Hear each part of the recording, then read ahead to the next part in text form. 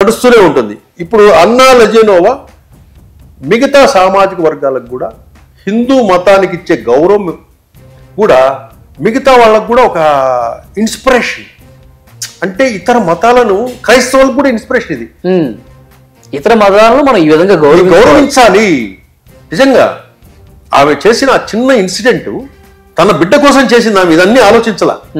ఆ బిడ్డ కోసం ఒక తల్లి తలనీలాలు పెంచి త్యాగం చేసేసి దేవుని నమ్మకంతో దేవుని దగ్గర పోయి దండం పెట్టి కృతజ్ఞత చెప్పుకొని వచ్చిందే. ఇది మిగతా మతాలకు సంబంధించిన వాళ్ళకు కూడా ఇది ఒకటి. ఈ దేవుని మీద నమ్మకం పెడితే మనము వెళ్దాం, మనం ఇలా వెళ్ళొచ్చు, మనం అన్ని మతాలను గౌరవించాలి.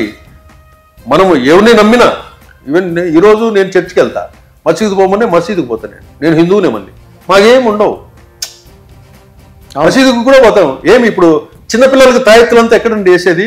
మసీదుల్లో కాదా? అంతేగా, మసీదుల్లోనే కదా. చాలా మంది హిందువులు చదువుకునేది ఏ స్కూల్లో? క్రిస్టియన్ స్కూల్స్లోనే కదా. చాలా క్రిస్టియన్ స్కూల్స్లోనే చదివింటారు. ఆ పక్కనే చర్చిలు ఉంటాయి, చర్చిలకు వెళ్తుంటారు, వస్తుంటారు. హిందువులకి ఇటువంటి ఏమి ఉండవు.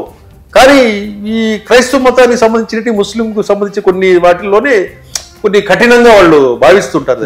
హిందూస్లో ఇటువంటి ఏమి ఉండవు.